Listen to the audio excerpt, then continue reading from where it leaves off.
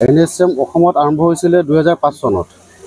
তেতিয়া NRSM আছিলে, ৰাষ্ট্ৰীয় গ্ৰাম্য স্বাস্থ্য মিছন আছিলে। পিছত এতিয়া গ'ল NHM, ৰাষ্ট্ৰীয় স্বাস্থ্য মিছন হ'ল।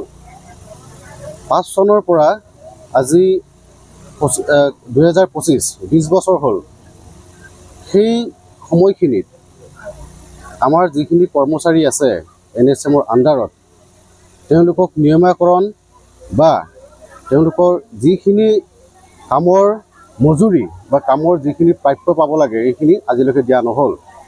বাৰম্বাৰ আমি অসম চৰকাৰ তথা ঊৰ্ধ্বতন কৰ্তৃপক্ষৰ লগত বহুতবাৰ আমাৰ আলোচনা হ'ল, বহুতবাৰ আমাৰ মেমৰেণ্ডাম দিয়া হ'ল, স্মাৰকপত্ৰ প্ৰদান কৰা হ'ল বা বহুতখিনি আলোচনা হ'ল। তাৰপিছতো কিন্তু আজিলৈকে সেই কৰ্মচাৰী 20,000 26,000 কৰ্মচাৰীখিনি আজিলৈকে অসম চৰকাৰ বা ঊৰ্ধ্বতন কৰ্তৃপক্ষই কোনো কাৰণত আজিলৈকে মাহিয়া দৃষ্টিৰে চাই থাকিলে। আজি আমি কাইলৈ এনেকুৱা আমাৰ কৰ্মচাৰী আছে যে কালি পৰহি তেওঁলোকৰ ৰিটায়াৰমেণ্ট হ'ব। ৰিটায়াৰমেণ্টৰ পিছত তেওঁলোক কি লৈ যাব? আমাৰ এনেকুৱা ব্যৱস্থা নাই যে ৰিটায়াৰমেণ্টৰ পিছত আমি বোলে ৰিটায়াৰমেণ্টৰ পিছত যিখিনি এককালীন সাহায্য বা GPF বা EPF হওক বা পেঞ্চন ব্যৱস্থা কোনো নাই। সেই কৰ্মচাৰীখিনি কি কৰিব ভৱিষ্যতে? ইয়াত টেকনিকেল নন টেকনিকেল কোনো কথা নাই। আমি হ'ল NHM পৰিয়াল, ৰাষ্ট্ৰীয় স্বাস্থ্য অভিযান অসমৰ আমি কৰ্মচাৰী। সেইকাৰণে আমি যোৱা 29 তাৰিখে 29 অক্টোবৰত আমি চচলত এটা ধৰ্ণা কাৰ্যসূচী লৈছিলোঁ। গোটেই অসমৰ NHM কৰ্মচাৰীখিনি তেতিয়া গৈছিলে।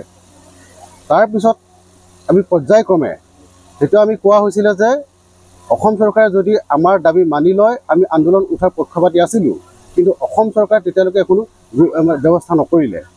29 তাৰিখৰ পিছত আমি পৰ্যায়ক্ৰমে ব্লক লেভেলত বা আমাৰ ডিষ্ট্ৰিক্ট লেভেলত বা মহাবিদ্যালয় চিকিৎসা মহাবিদ্যালয় লেভেলত বা ছাব চেণ্টাৰ লেভেলত প্ৰত্যেকটো অনুষ্ঠানত আমাৰ য'ত NHM কৰ্মচাৰী আছে তেওঁলোকে কৰ্মবিৰতি পালন কৰি আছে। 29 12 নম্বৰলৈকে আমাৰ এইটো থাকিব।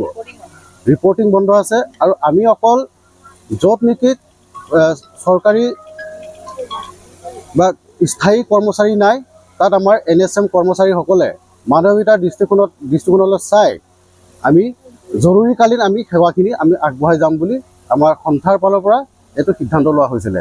সেইমতে আজিলৈকে চলি আছে। কিন্তু চবতকৈ পৰিতাপৰ বিষয় হ'ল যে আজি 29 তাৰিখৰ পৰা এতিয়ালৈকে অসম চৰকাৰ বা ঊৰ্ধ্বতন কৰ্তৃপক্ষই কোনো কাৰণত আমাৰ দাবীবিলাক মানিবলৈ বিচৰা নাই বা তেওঁলোকে আমাক হেঁচা দি আছে যে আলোচনাৰ মাধ্যমত আহক, কিন্তু তেওঁলোকে কোনো দিন বাৰ বা কোনো নিৰ্দিষ্ট তেনেকৈ স্থান কাল পাত্ৰ তেওঁলোকে আমাক জনোৱা নাই।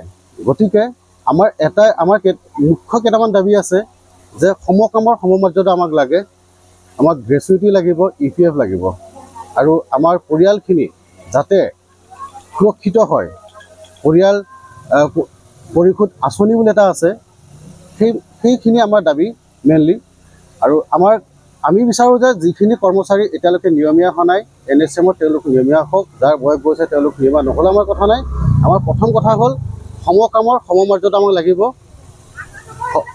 স্কেল পে আমাক লাগে, EPF লাগে, গ্ৰেচুইটি লাগে। সেইখিনি যদি অসম চৰকাৰ যদি বা ঊৰ্ধ্বতন কৰ্তৃপক্ষই যদি চকু মেলি চায় আমালৈ, তেতিয়া আমি ধন্য হ'ম। ধন্যবাদ। দাবী হ'ল আমি সমকামৰ সম দৰমহা বিচাৰিছোঁ, প্ৰথম দাবী। কাৰণ যিটো হাৰত মূল্য বৃদ্ধি হৈছে সেইটো হাৰত আমাৰ দৰমহা বঢ়া নাই। আমাক বছৰেকত মাত্ৰ মানে ক্ষুদ্ৰ কি বুলি ক'ম, আমাৰ মানে ক'বলৈ ভাষা নাই। মানে এটা আমাক পাৰ্চেণ্টেজ দিয়ে যিটোত নেকি আমাৰ চলিবলৈ দিগদাৰ হয়। এতিয়া আমাৰ এজন পৰিয়ালে গোটেই ঘৰখন চলাই আছে। ধৰি লওক EMI CMI দিয়াৰ পিছত আমাৰ মানে চলিবলৈ মানে মাহটো আমাৰ টনাটনি হয়, 15 দিন আমাৰ চলিবলৈ টনাটনি হয়। গতিকে মোৰ আপোনালোকৰ ফালৰ পৰা এটাই অনুৰোধ, যাতে আমাৰ সমকামৰ সম দৰমহা দিয়ে, পে স্কেলৰ ব্যৱস্থা কৰি আমি 8ম দৰমহা আয়োগৰ আণ্ডাৰত বিচৰা নাই, যিটো অলৰেডি হ'বলৈ গৈ আছে। আমি 7ম দৰমহা আয়োগৰ আণ্ডাৰত আনি হ'লেও আমাক মানে পে স্কেল দি পেলাই সমকামৰ সম দৰমহা দিয়াৰ ব্যৱস্থা কৰে, যিটোৱে নেকি আমাৰ দৰমহাটো নিশ্চিতকৰণ কৰিব। দ্বিতীয় কথাটো হ'ল আমাক ছ'চিয়েল ছিকিউৰিটি দিয়ে যাতে। এতিয়া আমাৰ মাজত এনেকুৱা দুগৰাকীমান বাইদেউ আছে, হয়তো আৰু 4-5 বছৰৰ পিছত আপোনাৰ ৰিটায়াৰমেণ্ট হ'ব। ছ'চিয়েল ছিকিউৰিটি যেতিয়া নাই, একচুৱেলি কি হয়, আমি এতিয়া আপোনাৰ ফৰ্মেল এমপ্লয়ী হয়। ফৰ্মেল এমপ্লয়ী হ'বলৈ হ'লে তেওঁলোকক ছ'চিয়েল ছিকিউৰিটি থাকিব লাগে, কিন্তু আমাৰ কোনো ছ'চিয়েল ছিকিউৰিটি নাই। গতিকে মোৰ চৰকাৰলৈ এটাই অনুৰোধ, হয় আমাক EPFৰ ব্যৱস্থা কৰক, নহ'লে তেওঁলোকে নতুনকৈ UPS ব্যৱস্থা আনিছে। কিবা বিশেষ হিমন্ত বিশ্ব শৰ্মা ছাৰে যদি বিচাৰে বিশেষ আইন আনি পেলাই অসমৰ NHM কৰ্মচাৰীখিনিক UPSৰ আণ্ডাৰত আনিব পাৰে আৰু তেওঁ আমাক চৰকাৰী চিকিউৰিটি ছ'চিয়েল চিকিউৰিটি আমাক দিব পাৰে। সেইটো মোৰ 2 নম্বৰ দাবী। আৰু 3 নম্বৰ হ'ল আমাৰ NSMৰ কৰ্মচাৰীসকলৰ যিটো আপোনাৰ শোষণ কৰি আছে, সেই শোষণখিনি যাতে আমাক দৰমহাখিনি দি ছ'চিয়েল চিকিউৰিটিখিনি দি আমাৰ সেই শোষণখিনি যাতে নাইকিয়া কৰে আৰু লগতে আমাক UPSলৈ আনিব নোৱাৰিলেও আমাক EPFৰ মানে প্ৰদান কৰে। এইখিনিয়ে দাবী। মেইন কথা হ'ল দুটাই দাবী আমাৰ ফালৰ পৰা, সমকামৰ সম দৰমহা দিয়ক, 7 পে স্কেলৰ আণ্ডাৰত আমাক দি পেলাই আমাৰ দৰমহা নিশ্চিতকৰণ কৰক, আমাক এটা সুনিশ্চিত দৰমহাৰ ব্যৱস্থা কৰক আৰু লগতে আমাক ছ'চিয়েল চিকিউৰিটি দিয়ক আৰু গ্ৰেচুইটি ব্যৱস্থা কৰক, যিটো নেকি তেওঁলোকে ফাইল অলৰেডি আমাৰ পৰি আছে, সেই ফাইলটো সোনকালে কাম কৰি আমাক গ্ৰেচুইটি দিয়াৰ ব্যৱস্থা কৰক। এইখিনিয়ে আমাৰ মূল দাবী। হৈছোঁ NSM কৰ্মচাৰী। 2006 চনৰ পৰা আমাক মানে আমি অকল কামেহে কৰিছোঁ। চৰকাৰে আমাৰ ফালে যিখিনি আমাক সুদৃষ্টি দিব লাগে হয়তো আমাক দিব পৰা নাই। আমি তাৰ বাবে অসম চৰকাৰৰ মুখ্যমন্ত্ৰী তেতিয়া দিনত যেতিয়া আমাৰ স্বাস্থ্যমন্ত্ৰী আছিল তেখেতক এইখিনি বিষয়ে অৱগত কৰা হৈছে। 2017 চনতে তেওঁ আমাক কথা দিছিল যে আপোনালোকৰ কাৰণে আমি সকলোখিনি ৰূপৰেখা বনাই থৈছোঁ। সেই ৰূপৰেখা আজিলৈকে আমাৰ বনোৱাই হৈ থাকিল। তেওঁ তথ্য আমাক আজিলৈকে লিখিত আকাৰত দিয়া নাই। তেওঁ মুখেৰে বহু কথাই আমাক তথ্য দিছে, কিন্তু যে সেই কথাখিনি আমাক লিখিত আকাৰতে আজিলৈকে আমাক দেখুৱাব পৰা নাই।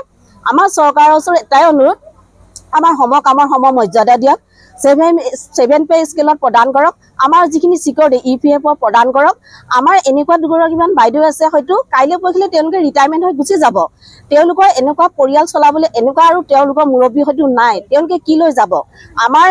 আমাৰ যিসকল বয়স আছে তেওঁলোকৰ কথা আমাৰ সুকীয়া, যিসকল আমাৰ বেছি সংখ্যক NSM কৰ্মচাৰী হয়তো বয়স অলৰেডি উকলি গৈছে, তেওঁলোকৰ 2 বছৰ 3 বছৰ কাৰ্যকাল থকা এনেকুৱা কৰ্মচাৰী আমাৰ মাজত আছে। মোৰ কাষতে আছে, মোৰ বাইদেউ আছে, মোৰ বাইদেউসকল আছে। আমি তাকে তেওঁলোকৰ কথাটো আপোনালোকে চৰকাৰে ভাবক অন্তত এবাৰ। আমি 2006 চনৰ NSM কৰ্মচাৰী আৰু চৰকাৰক অনুৰোধ কৰিছোঁ বাৰম্বাৰ আমাৰ ফালে সুদৃষ্টি দিয়ক, আমাৰ সমকামৰ সমমৰ্যাদা দিয়ক, 7 পে স্কেল প্ৰদান কৰক, EPF প্ৰদান কৰক। যিকোনো খবৰৰ বাবে যোগাযোগ কৰক 7099017330 লগতে 7099017110 নম্বৰত।